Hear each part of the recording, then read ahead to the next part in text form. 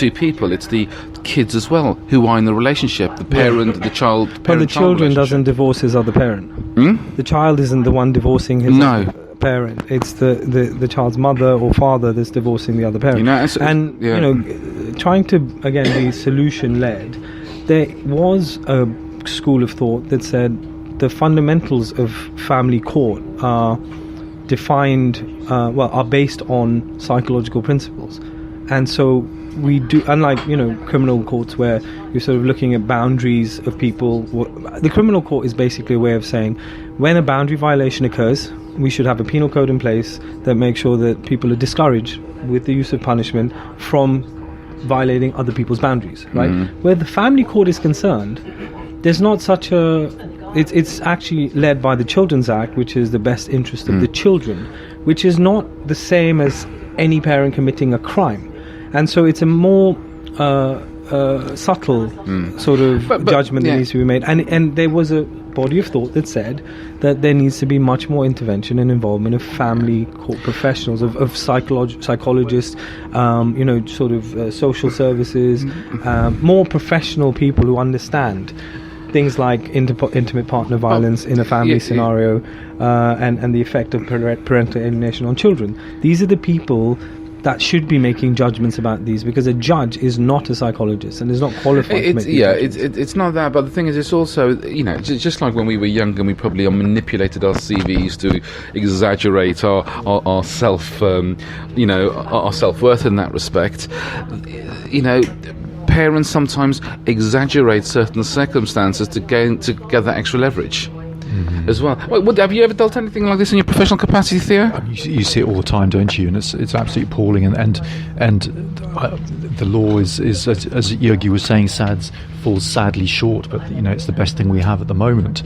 I even saw a case where a mother was giving evidence. She was being cross-examined, and the opposing barrister, the barrister on the husband's side, knew that the time for the hearing was coming to a close, and he dragged it on and on until they ran out of time, and then they had to reschedule. The only problem was the only time they could all reconvene was in 6 months, and because the lady was giving evidence still, she wasn't allowed to even have legal counsel during that time. A completely ludicrous scenario. The only thing to say is that children desperately need to have both a mother and father in their lives. Otherwise, their maturation, their psychological development is going to be adversely affected.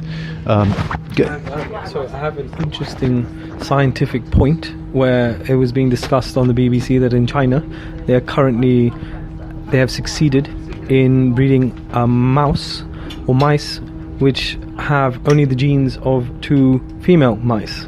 The mice that was bred with the genes of the 2 male mice did not make it, and so the ethical question arises whether a child can survive with the mitochondria of 2 same-sex parents. Now, when the scientist was questioned about human applications, she quite clearly said it is an established fact that a child needs the mitochondria of male and female. We're exploring how to get over, this is the wording she used, the challenges of the requirement of male and female mitochondria. But just because you can doesn't mean you should. Exactly. That's what I said. The language, the challenges. We've evolved like this over millions of years, and now it's seen as a challenge for some reason that a child requires both male and female mitochondrial DNA. But you know what's... Are you saying that females are going to rear children based on some kind of laboratory technique? But you know what? You can probably do that now. In fact, there's so many people now... You can do. It's a bit like Twins, isn't it? Remember that program with Arnold Schwarzenegger and Danny DeVito, where they had. But it's interesting because the thing is, you talk about actually getting married to procreate and have children and things like this. And I said, now in effect, you could actually say, I want a genetically perfect child, and so you actually get a bespoke, tailor-made sperm donor that women can go to, and. Except we already know from things like crop rotation that. It's not.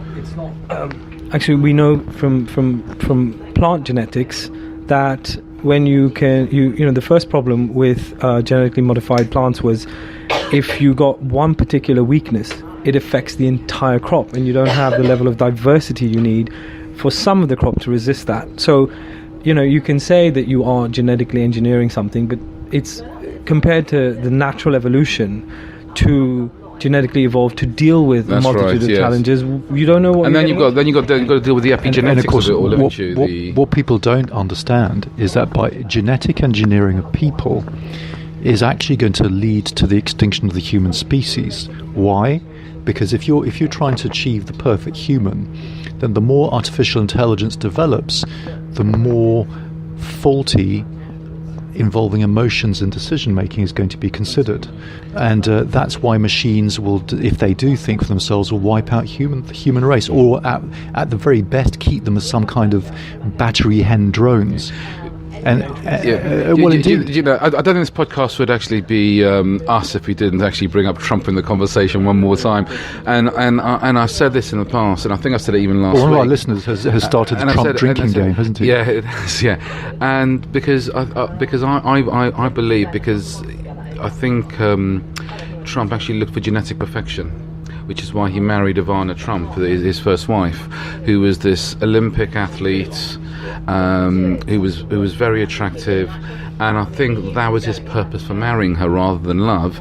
It was actually to procreate children who would actually be breeding racehorses. Basically, I think he was breeding what was in effect the Trump dynasty. Of course, what he doesn't realise is that upbringing has a huge amount to do with it, as well as just genetics. Now, perhaps we should also talk about how to choose a partner, because obviously we are talking about relationships. And right, I'm going to. Yogi's put his hand up, so before I say anything, I'm going to floor to him. Well, I wanted to do this because it's fresh in my mind from my chat with the lovely Teek Rahman earlier. Needs. We're driven by needs. Our behaviour is a composite of trying to meet our needs.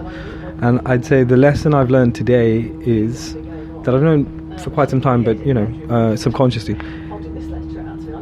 I think the biggest mistake is looking for someone to fulfill your needs. I think that's where it all goes wrong. I think we need to be more self-reliant. We need to be first meeting our own needs before we now go out and find someone who also can meet their own needs.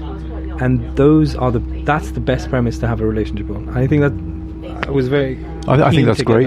That's very wise. And indeed, there's 2 points there. One, to have any kind of relationship with anything around you, you've got to have accepted yourself first. Exactly. Because unless you accept yourself, you can't accept anyone else, and neither can you expect anyone to accept you. To accept you, exactly. And the second thing is. In religion, of course, they've got the covenant of marriage we talked about, and that's not about looking for someone to fill your needs at all. It's about having a partner to be a team with, and you try and fulfill their needs, and they consider their duty, their role to fulfill your needs. And that is going to build a strong relationship. Well, that's where the confusion gets bred, isn't it? Because then you're sort of saying, people assume that, I don't need to fulfill my needs, someone else is going to do that when I get married. And I've actually come across this as an Indian, growing up, where you have the meme of a meme is now a word that's in the dictionary, of he's very successful at business, and he's a very driven man, and now he needs a good wife. He needs a good wife to look after the domestics. It's actually interesting you bring that up in terms, because the thing is, the man goes and he works his 80-hour week and things like this, and there's this concept called love language. I don't know if you've ever heard of it. No. And they talk about people have certain love languages. So I can't remember what they all are right now, but I think there's about 5 or 6. And mine is time. I like having time from my wife, whereas my wife is all about service. Right. So the thing is, some people like praise, tell that they're being loved. Other people like gifts, that as their love language. Mine is actually I like time. So don't be late for me and things like that. So that's one of my biggest love values, if you want to call it. Whereas hers is all about service, all about serving others and things like this. Right. So sometimes she'll ask me, wants to serve me when I'm thinking, actually, I just want to be left alone. Right.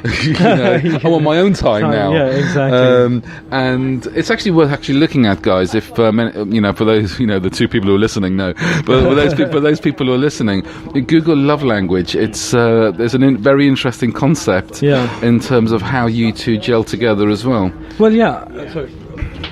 Just going back then to how to choose.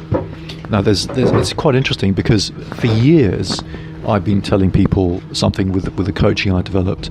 But if you listen to the philosopher Alain de Botton and you listen to the psychologist Barry Schwartz, they both say the secret is knowing how to make do, settling. And of course what they then say is, well, actually, no, I hasten to say I didn't just settle for my wife. But what they say is because in today's consuming materialistic society, and of course, as Alain de Botton very eloquently puts, our modern idea of relationship started with a train journey, and of course that's industrialization, and that's when we started learning mass consumption, instant gratification, and looking for the ultimate. So when society made us so powerful that we had all our needs as a given, the human reflex of seeking survival needs is still there. It needs to be satiated, it needs to be satisfied, so we're given illusionary needs. And one of the illusions is seeking perfection in whatever you get. You want the perfect coffee, you want the perfect restaurant, you want the perfect holiday, you want the perfect job, you want the perfect shoes, you want the perfect handbag, you want the perfect partner. You want the perfect partner, and of course that's why you go on a holy grail quest on Tinder to find it, and of course you never will. And the reason is not because Tinder won't give it to you, it's because there isn't the perfect partner, because you're not perfect. And as Alain de Botton says, we're all fundamentally deeply flawed. And as I explained in last week's podcast, we all are a function of our emotional experiences, and we all have different ones, and they affect us differently. And based on one emotional blockage, we then move to another and another, just like little injuries in the body will lead to compensation injuries elsewhere. Doesn't mean that's unhealthy necessarily. It just means that's diversity, and that makes us respond emotionally to people and situations, and we don't know why.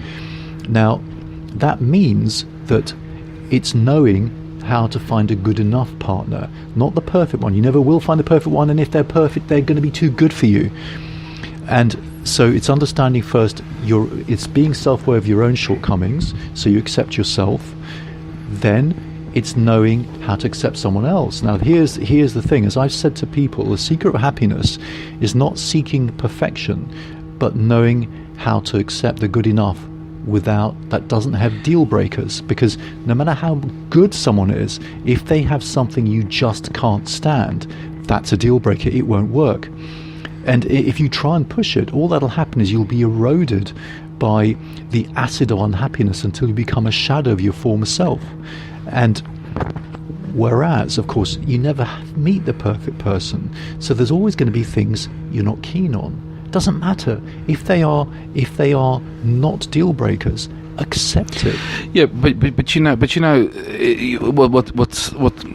what becomes a tolerant irritation in the early stages of the relationship, when you go through that fluffy stage and you let things go, after a few years, which is, I think, the average relationship when it does break down is about 12 years. I think it is statistically, although you'll have to check up on that. Is that what you're prepared to tolerate early on in the relationship, I said, because you're in that lovey, fluffy stage of the relationship.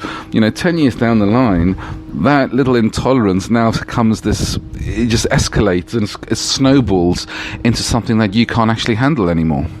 But firstly, there's a line that when Theo was talking, I remembered. It says, you like someone for their qualities, but you love them for their flaws. Our flaws are what make us individuals. Everyone can have qualities, everyone can be good at something, but it's really our flaws that make us unique individuals. That's actually very well put, actually. Our myriad of emotional blocks make us ourselves, and usually those are flaws. You're right. Yes. Tony Robbins was saying that we all have the same fundamental needs, but it's the way we prioritize them that makes us unique. Yeah. And everyone's on a different path, everyone's on a different journey. But ultimately, and needs can be dangerous things, because if you don't meet your needs, he says that if you come across something that meets more than 3 of your fundamental needs, and of course, just to run through the needs, it's the need for connection, the need for certainty, the need for uncertainty, the need for significance, the need for love and connection, and then the spiritual needs, which are the needs for